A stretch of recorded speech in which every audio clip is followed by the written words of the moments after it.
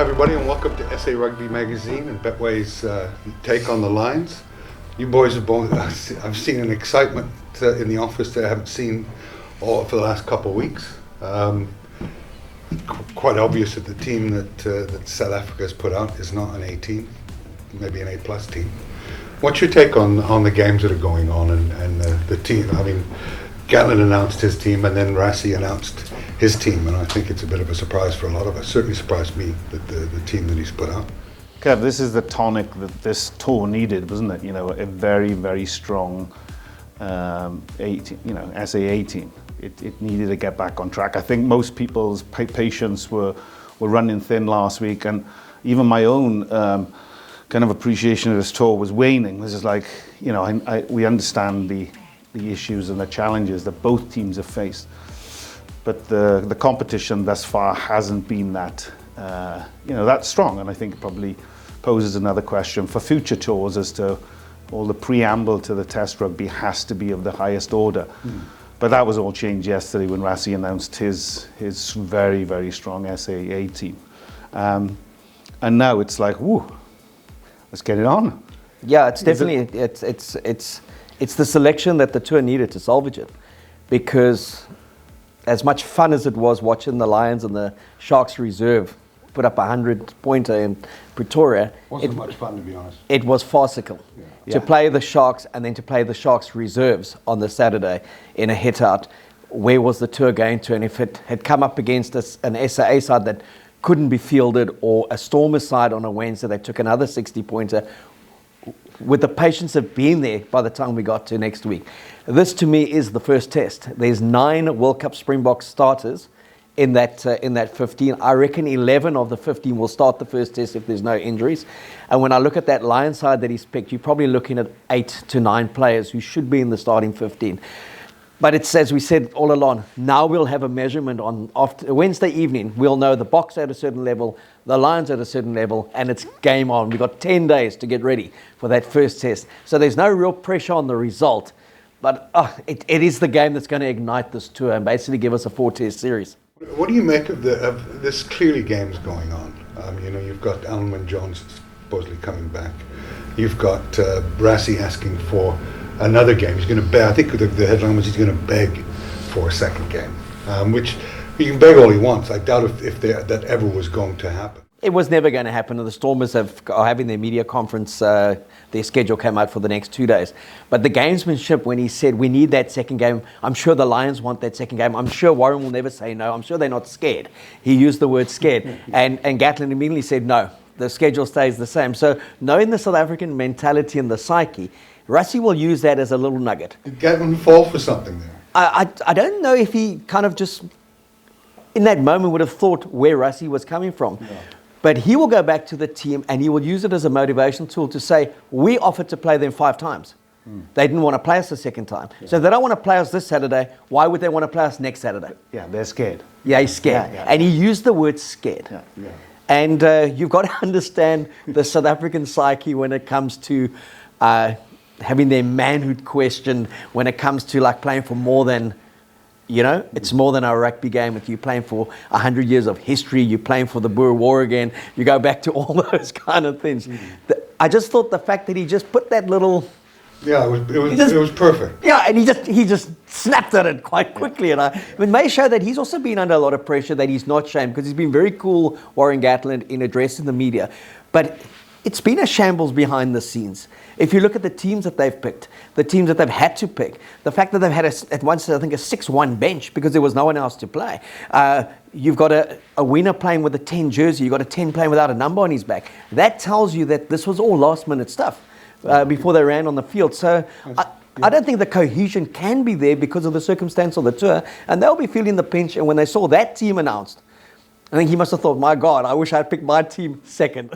Yeah, and Scott, you were mentioning that maybe behind the scenes is something that we are not aware of? I mean, in terms of injuries and stuff. Well, I think I'm reading the tea leaves here, because clearly there are some injury concerns. They haven't said concerns, because they've had a body of time and they certainly have the expertise to get everybody as fit as possible.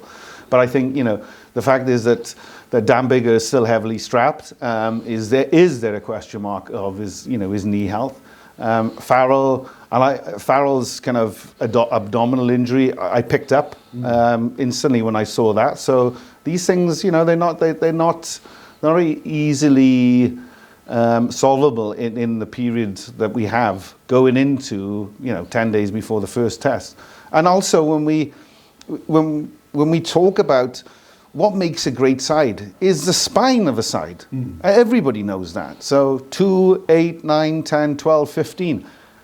There clearly is still some unanswered questions about who will pick up those jerseys. Well, you got Stuart Hogg, Kev, who started very well. Yeah. He hasn't played for 3 matches. He's been left in Joburg. He's been left in Joburg. Then you've got Bundi Aki has played when he shouldn't have been playing. Is he the 12, or was Farrell going to be the option? Robbie Henshaw hasn't played. He's hamstring had an injury. So Harris is coming. Connor Murray starts for the first time on this tour. We're into game 4. So he's been kept back. Biggar's had his knee strapped. Finn Russell's got an Achilles. As you said, Farrell potentially nursing something. And Marcus Smith has been flown in, who's just made his international debut. So where they look very strong at 10, they're looking quite vulnerable because of the injuries. How do you rate the Cavalry, Smith? Well, I think that was an inspired choice. I think, if I'm honest, if when the original team squad was selected, he was unlucky not to get a shout-up, given his imperious form, over the last 6 months. An individual that exudes confidence, is incredible game management, and I think we've seen that with the way the renaissance of Harlequins, how he's directed that team. So listen, he comes here now with this confidence. Yeah. He's going to kick the door of opportunity open and go, listen, I'm the future. Yeah. You got to back me. So I have no doubt that he may figure even in the 23 in 10 days' time. We don't know because of their injuries, and also game exposure. We need to be more certain about Biggar's condition and his ability to drive a team forward. We want to know more about Farrell's injury, but more about his performance. Is he going to figure at 10? Does that give then a different balance at 12 and 13 with Henshaw possibly fit? And Chris Harris, who I think has taken his opportunity really well, because there's a guy that's got zero defect in his game and is a match winner in that sense. So still a lot of unanswered questions. I would have thought at this stage, a week ago, we knew a lot more about the Lions, and I think tomorrow, obviously, answers will be more transparent in who we think will be the test 23. Who can afford to lose this? Who can't afford to lose this test in terms of a psychological advantage? I would say the Springboks would be under a bit more pressure, given how settled they are. Forget that they've had They've been settled in terms of who their 15 are. Who their 15 is, and 11 of that 15 will start the first test. 9 World Cup winners from the final against England. If they lose to this Lions side, Gatton will be thinking, I'm going to improve this Lions side by 5 or 6 players. We should then go in there with an advantage, and we've played for 3 weeks. We've played games regardless of the nature of the opposition. It's an incredibly intriguing one, because each side will be able to say they'll soften a blow for a defeat, but I think the pressure's on South Africa. But the damage it may cause to the Lions, who've been cruising, 50 points, 60 points, all of a sudden they may drop one, and everyone starts doubting or second guessing, and you've got nothing. There's no game potentially next week. I know they're talking about, could they fly the Bulls down to play the Lions? Rassie Sini's, we don't want to bring anyone in from outside anymore, because boom, 4 or 5 cases and the test series is off. So I would say the pressure not to lose would be on the Boks. However, how does he spin it if they do lose? Because it seems like he's put more, and he's up the ante on the table, put more in. If they lose, Kev, I think he would spin it. This was our second test that we should have had against Georgia. It shows where we are. We got to go up by 40% to beat the Lions. They're a magnificent team. Rah, rah, rah. Yeah. But I think deep down he will know if they struggle against this Lions outfit, they could be in a bit of trouble for the Test match. But again, they've lost 5 days. They've lost 7 days of good preparatory work, haven't they? And of course, with lots of players on the periphery not being able to participate, it does mess with the balance in that. But one thing that Rassie's always had is certainty in his own mind what his best 23 is. Whereas on the Gatland's side, he may have come to South Africa's tour with a calculation of what he believes is best 23, but that's been thrown up in the air because there's been so many different mixtures of matches in the back line, in the pack, that by now I thought there would be a lot more clarity and shape about what a structured Lions team would look like. Do you know, if you look at the Lions... Is that down to injury? I mean, in terms of the no, it's not, Kev. I think there's been standout performances, and they've not been surprises, but they've been obviously on the periphery, on the wings. Yeah. We've seen Tag Byrne, we've seen Hamish Watson. Guys have gone, I put my hand up, I'm ready for Test selection. But then there's been others that have wavered, and I think that's caused him more concern. And that's why I say Gatland certainly doesn't. He wants this 10 days after Wednesday night's game to recover and obviously finish the tour strong. The fact is that Alan Wynne may be coming back as well. Maybe he's just not been totally comfortable with where the second row pairings have been and the level of performance that he demands from them. But if you look, the one thing that there was a question mark over the Lions before they came here is how good is their pack going to be? You look, Wales were competitive in that semi-final, England were poor in the final, Ireland were in between during that World Cup and have been subsequent, and Scotland there and thereabouts. That's the area South Africa have always believed they can target the Lions. We know how good their backs are. We know when they play with width, they put the two of the forwards in the tram lines. They don't commit to the ruck, and they've killed the provincial opposition that's been inferior. How good are they going to be in a tightish game? And that's what I'm looking forward to seeing. Is we've seen the great All Black teams of the past run riot, and they've come to South Africa and they've been in a contest, and with no quick ball, the rhythm gone, they haven't looked quite as flash. And I think that will be what Gatland will take out of tomorrow night, is this precursor to the first test, to see, I have got mongrel in my pack. I've got blokes who want to scrum. I've got blokes who can defend the maul and can maul themselves. And because if you look at that 26 all at one stage against the Sharks, they always knew they were going to win by 50, and you could see that in the intensity. But this match on Wednesday won't allow for hookers to be running reverse passes, playing 10 yards behind the gain line to create that extra width and the kind of the overlap. It's not going to happen. It's going to be and if the weather's like it is at the moment, it's going to be a bit of a slugfest. And are the Lions there in terms of intensity? Because the Boks, that's all they've been doing for 5 weeks. He's having to go at each other.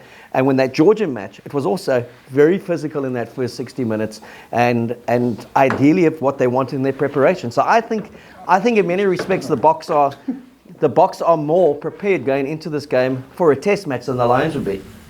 Yeah, how is the weather for tomorrow? Do you know? Cold, Kev. There's snow on the mountain. Cold. It's cold. It's going to be wet.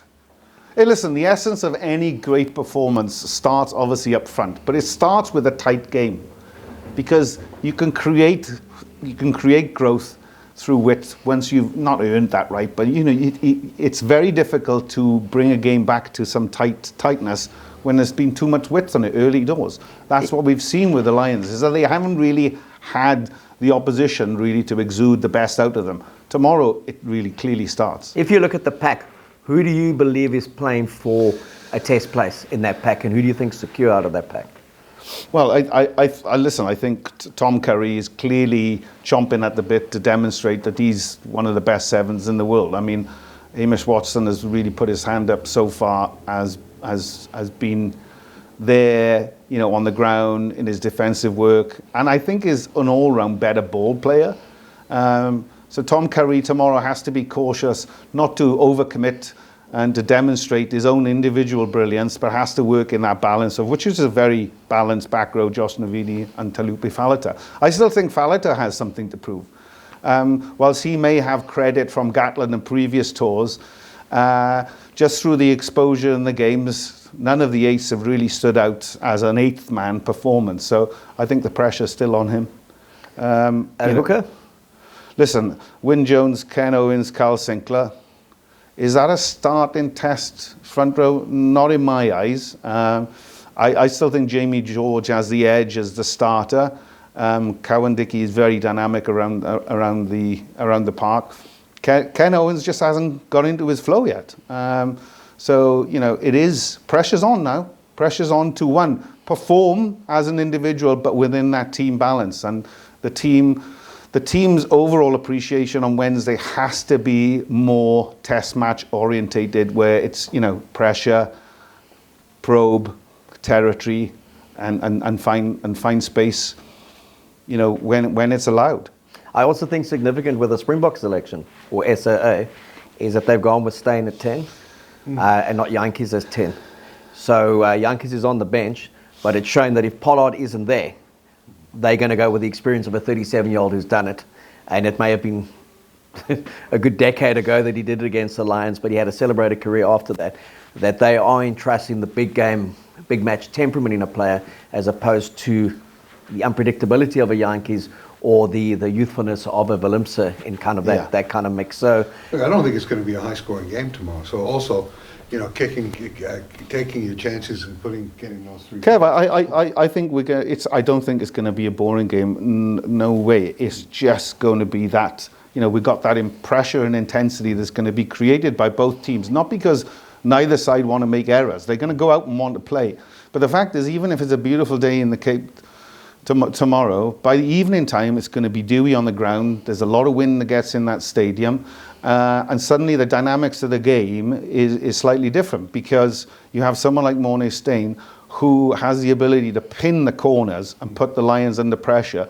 And if the defence, the SAA Springbok defence is there to say, listen, now you try and play, you know, get out of jail rugby, because they've not been put under pressure yet. So it's that old, as you say, Mike Tyson analogy, Keo, isn't it? You know, everyone's got a plan until you smack them in the nose. And both sides will be slapped in the face tomorrow night, because they know how much this means to their overall selection in 10 days' time. It'll be a massive physical confrontation, I think. You know, yes, but that will come at a cost. It's going to come at a cost, well, which is great. If I read Rassie's comments from yesterday, he said things are going to change between Wednesday and next Saturday, because I'm sure there are going to be injuries on both sides. For sure. There's the potential of COVID infections. He said, we take in every day on this tour in the day, because we don't know what tomorrow's going to hold.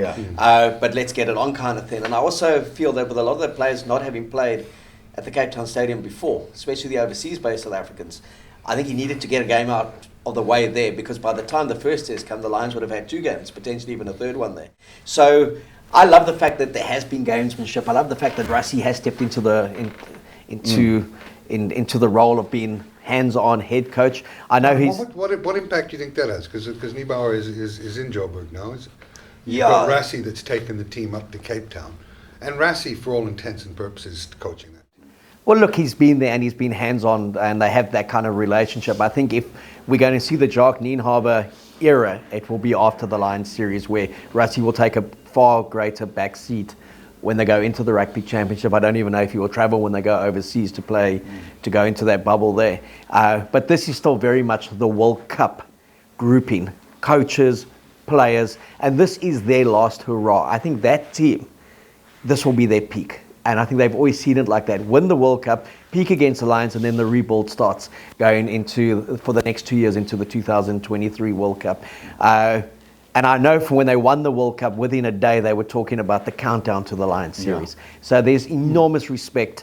There's an enormous appetite to be successful against the Lions, knowing it only comes around every 12 years. It's just unfortunate that we keep on saying that the tour has been such a shambles because of COVID, because of all the uncertainty, and obviously because of no crowds. Look at the frustration the South African players, and I dare say that both sides, but more so I'm feeling more for the South African players who have had to be, 10 days without any kind of team cohesion or practice, incarcerated in their bedroom, and the kind of frustration that builds about, like, I've got this opportunity coming Wednesday night, and they know from their own physical performance that, it'll be all on the line. They'll be running on empty at the end of the game, because they've got plenty of time to recover. So the physicality of this test match now really is going to kind of turn up the heat When do you think Rassie would have made the decision to put out that caliber of team? The moment that Georgia game was cancelled. I think he knew they had to have that second hit out, because to have gone from playing the Georgia test and then half his side is going to start the first test are overseas-based players who weren't available for Georgia. They would have played, their last game would have been a month ago. So I think he was aware, but I don't know if there had been the Georgia test, he may have mixed and matched this one a little bit more and given a few more youngsters the opportunity. But his intent is very clear. That's who I think are the best. That's who's going to play. And that's, you know, there's no second guessing with the Springbok side. Those colours have been nailed. That's who they want. With the Lions, it's still very much up in the air. Who is the 15 that's going to run out on the 24th? So with these guys in the hotel room, they've gotten together and worked through some basic drills? Yeah, I mean, if you go back to how they trained in Japan, they did a lot of their sessions, technical sessions, in the team room. And it was a lot around the maul, around defending the maul, about the scrum kind of engagement, the contact points, looking at the opposition. I know that certain players were in isolation, so they couldn't come out of their rooms. But he's strategic enough to have got in a few sessions. Wouldn't surprise me if they were also at the field with a few sessions last week as well. I mean, Rassie's a master tactician, but he's also a master of illusion. Yeah.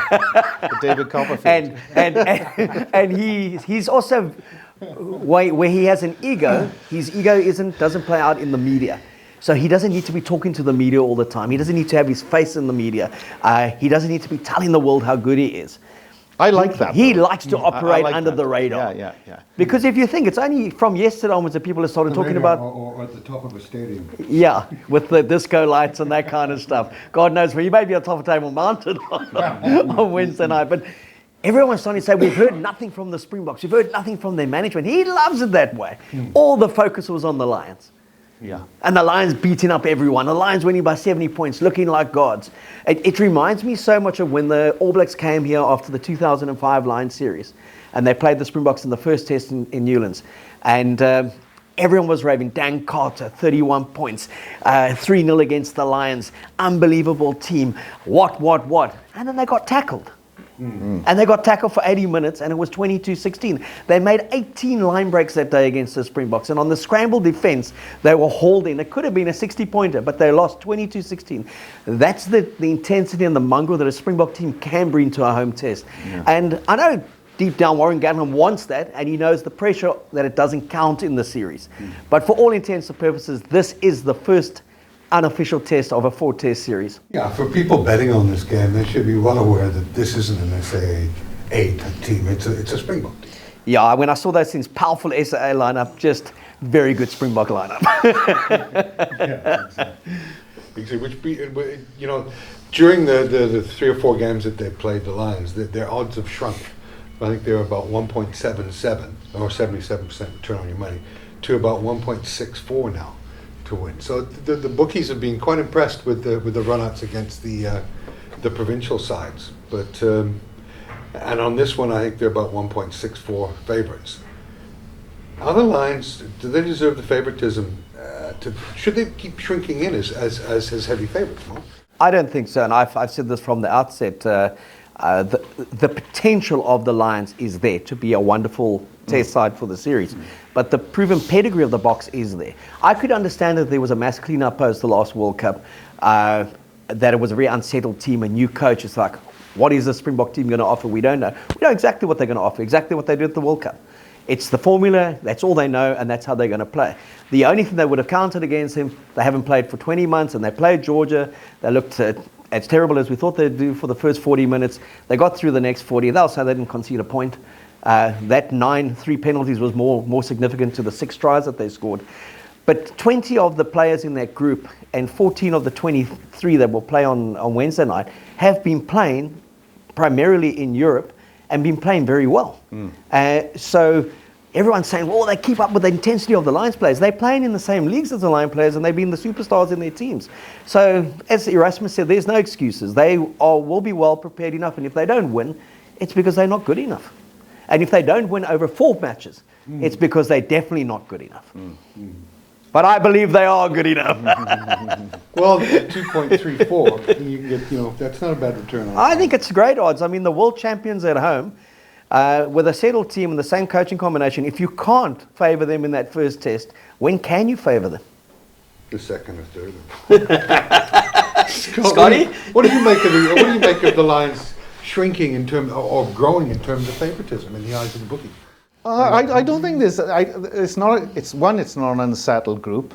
Two, I think there are some question marks that still remain. That's only for us as kind of pundits. I'm sure that Gatland's probably got a lot more clarity and certainty in his own head about what it takes. Yeah, but from what you've seen, though, you talk about the spine, and you say that almost every position is well, listen, I mean, if I'm sure we're going to talk about what a test Lions lineup could look like, but listen, I've underlined, I think it's 8 players that I feel that are going to start in certain positions, and if I go from 15, I think Liam Williams over Hogg, Anthony Watson and Josh Adams on the wings. I think Chris Harris is by far the second centre at this moment in time. Leaves a question mark as to number 12. Is that Farrell or Henshaw? The same, Bigger or Marcus Smith? Those will be answered in the next 36 hours. I think Ali Price, in his first 2 outings, was that cohesion, was that kind of Mr. Perpetual emotion at dummy half, which I think is going to be key for the type of game that Lions are going to be playing. But of course, Test match rugby does require a lot more kind of composure and understanding, and I think Conor Murray, will probably start. He didn't have a great opening salvo against the Sharks, but game time is critical. And then I've got, I think, Sutherland, George, Furlong, probably the strongest so far on paper, but I'm sure that front row might get disrupted by another key performance, either off the bench, Owens or Cowan-Dickey. Maro and Toji and Ian Henderson, I think, is the better balance at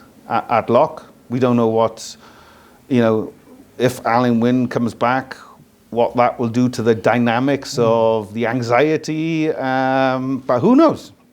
And then the back row, Byrne, Watson and Fallato. That's where I see it at the moment. But, this could all change now in this delicious next 36 hours, because this is the type of game that both sides require. But I think the Lions need it more than the Springboks. Yeah, I don't know if the team selection is going to allow that. But it'd be nice if we played them again on Saturday, and then we could have played their whole squad. Rusty did put it out to them. Now they'll have that easy run against the Stormers, who aren't going to offer much. I mean, they lost to Griquas at home. They've really struggled in every competition. They minus a good 7-8 Springboks as well, which again, you go from this intensity, and it's going to be tough, and it's going to be a test match. Then you go into a bit of a walkover. What does that do for that player to say, well, I've actually pushed for a place in the test team? You can't, it's like apples and pears. Yeah. So to me, the weekend game is a bit of a no-win game outside of just getting some game time for the players. This is the one that's going to dictate selection for that first test. Yeah. Hey, listen, the Lions are at the end of a long season. So there's tired bodies. There's going to be injury, and that's how you manage that. But you've got to get battle hardened. You have to be battle hardened right now. So what's the best way of doing that? It's getting smacked in the face. It's backing it up again on Saturday and then doing another 3 weeks on the trot. That's what Test football is. That's what this tour requires. It's not about having a soft outing on Saturday and seeing if Farrell is there or thereabouts. I think it would be lovely to see that backed up on Saturday. It's probably not going to happen. But I don't see what we get out, or the Lions get out of an outing on Saturday, apart from just seeing where maybe Hogg is, where maybe some other players are. Well, what will that team look like, Scott? Do you think it'll be a dress rehearsal for their first test in terms of the combinations and whatnot? Well, Kev, I think anyone that's arrived on these shores now in the last 24 hours or in the impending 48 hours will probably need to have some game time on Saturday if they're going to figure into any type of selection decision next week. I mean, the decision for the test side, I would imagine, would be Sunday morning, where they're going to get a full week's practice. And, you know, whether you read the press here or you read the press back in the UK, or whether you're trying to read between the lines of Gatland's ideology and the strengths and weaknesses, there are still test jerseys to be grabbed. He would have to, ideally he would want to have been, all his planning would have said, when we play the Stormers on the 17th, that's our test side. That has a one hit out together, all the cohesion is there, or at least the core of that test side. And he would have allowed for an SAA game that would be a 40-20 game with 5 or 6 of those players playing comfortably and then going into that Saturday. I think the selection of the strength of that SAA side may have just thrown his plans a bit. And I mean, Scott, you've been a veteran of 3 Lions tours, 97 here, 2001 in Australia, and obviously 93 in New Zealand. Yeah. 2003 maybe. No, 2001. 2001, yeah. You know better than how quickly a tour can go off the rails. Oh gosh, yeah. And I mean, you know, 93 was my first exposure to that. And, you know, the build-up games when you're playing Canterbury, Otago, even Southland, you know, these are tough regional games. But if you can't manage people's expectations and also manage the disappointment of not being selected, given that a lot of these guys have expressed themselves, it does have the ability to just slowly undermine, chip away at the kind of structure of why you're here and the purpose of being here. And let's not discount how difficult it's been for both sides to prepare and to keep a focus and a mindset of positivity because of the rugby that they're exposed to, and you know the three games, the 3 tests that we got coming up, because it's clearly going to take more than 23 players, and the resources on both squads have drained enormously given the challenges they've all had to go through. So it's not only the physiological stuff, where they are physically, where they are mentally. You know that the Boks are going to be there because they've got a coach that's going to kind of really ramp up the Afrikaans mindset, and Gatland will be doing the same. I just think at this moment in time, as the resources so far that we've seen in the opening games, has it convinced Gatland enough that he's got the numbers and he's got the caliber of players to go into that first game feeling very confident. And the only explanation will be delivered tomorrow night, because it'll be night and day. The tour starts tomorrow. I don't think it will be an indifferent, even if it is an indifferent performance by the Lions, it will create greater clarity for us all watching and for the coaching staff as to who's there, you know, top 3 inches, on point, focused, and who's not. That game, and that's when people go off tour. Yeah. Like you say, you know, we talk about Finn Russell in a boot. Is he going to stay? Is he going to go? Marcus Smith is coming here, as I said. He wants to make an imprint on this test series. He may only have 20 minutes on Saturday, but that 20 minutes may be enough to get him on the bench. And who knows what happens thereafter.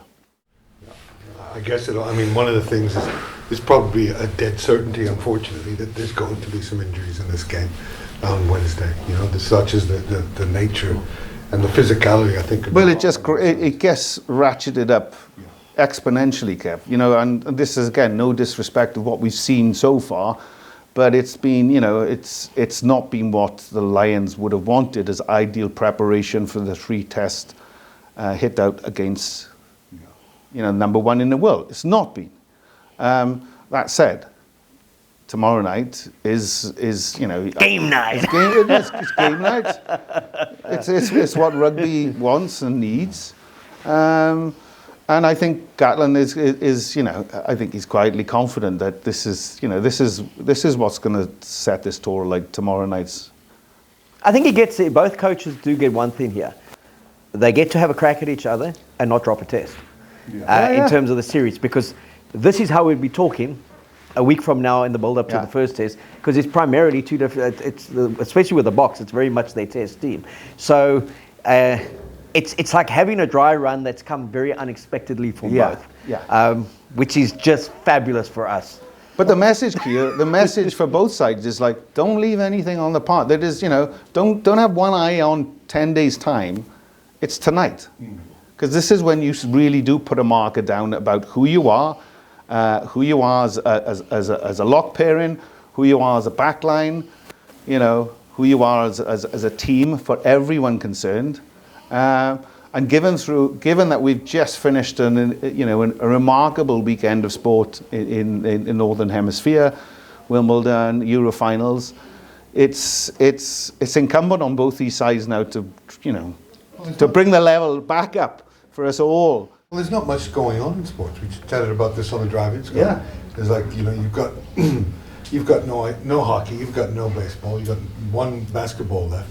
But there's no soccer. There's no. I mean, if you're a sports fan and a sports nut, this is the main course. Well, and I think if you listen to Brian Moore was always very colourful and very animated with some of his commentary. The last couple of weeks have been dominated by soccer.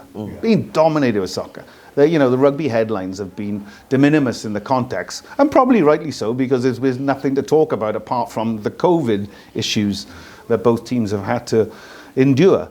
But now we are into test match mode. We've got a quasi, as you say, unofficial test to kick this off. And then we go into 10 days of preparatory work where we're going to be disseminating who's going to be picked in the box, who's going to be picked by the Lions, who's going to be left out, are there going to be some shocks? So that all creates a great deal of anticipation leading up to that first testing in Cape Town. And also, maybe the tour stays in Cape Town, or maybe it doesn't. It goes back to Johannesburg. So the brinksmanship, as you said, from both coaches off the field at the moment are creating a lovely little hue of excitement about what's to come. Yeah, and as much as I'm looking forward to the game on Wednesday, whatever the result is, I'm looking forward to the coaches' gamesmanship on Thursday, because you've got two masters. Look, and it spices us up for a great series. Yeah. So who? Let's make a prediction then for Wednesday. Scotty? Yeah, I'm going to stick with the Lions to edge this game. I think because there's more on the line. There's more on the line for them, and I think there's more up for grabs for Lions selection. Whereas, if 9 or 10 of those kind of Springbok players have an off-color game or whatever, I don't think it's going to matter one iota to the final selection of the box because of that. He's pretty certain as to what his best 23 and certainly his starting 15 is. So I'm gonna back the Lions to continue in that certain vein, but obviously with a tighter, more robust type of offering, which will give everybody far more confidence going into next week. And obviously wishing both sides, all the very best in health terms. Yeah. We don't want any more positive COVID results, and injuries are a byproduct of this incarnation of our professional game. But I just, if people come through injury-free, it'd be great, because the more quality players available for selection for both sides going into that first test in Cape Town makes for a better opening. Yeah. So score? I think given the climate, the weather, the cold front, and pressure on both sides to deliver a performance, I think obviously it's going to be physical. I'm going to go 26-20 the Lions. Marcus? 28-23 the SAA team. I'm going to go 20-17 SAA. So there you have it. One of us, Scott. We've taken the series here, 2-1. Well, it'll be fascinating and really something to look forward to. And I've saved a couple of beers for it, so I'll crack one up tomorrow night. And hopefully it's a great game. Hopefully everybody comes out of it healthy and fit. And one thing is for certain, we'll have much more clarity on the tour. and the selections for the possible selections. Yeah, that's it. And you know, we're not going to get a rebuttal from Gatlin on Thursday to say let's have another crack at you on Saturday. But I think, as I've said, and as we've kind of animated through the show, is that all of this has been a process for the Lions, process of clarification and elimination about who's on point and what the best, what are the best kind of selections in certain positions. And whilst for the rest of us, we still have question marks over certain elements of that. Gatlin's probably pretty sure as his first 23, which will change over the series. But I think we just get a further expression of who the Lions are on Wednesday night. That'll be kind of compounded on Saturday. But then the real nitty-gritty starts a week Saturday. And we know Test match football is full of theatre, and we get down to a proper game where it's, you know, it's hammer and tongs and, you know, stuff that we can enjoy rather than just watch and get lost in the moment. Yeah. Thursday's going to be the great chat, because Thursday we're going to say, look what they did, look what they didn't do, and how's it going to change when they put on the real green jersey and when it is an official test match for the Lions. So, I mean, this is all wonderful speculation, but we can't wait till game day. No, and I want to thank you lads for coming in again. Scott, always a pleasure. I always need a dictionary after you've done your stuff, but and Mark, always a pleasure to have you in, and appreciate it. Thanks lads.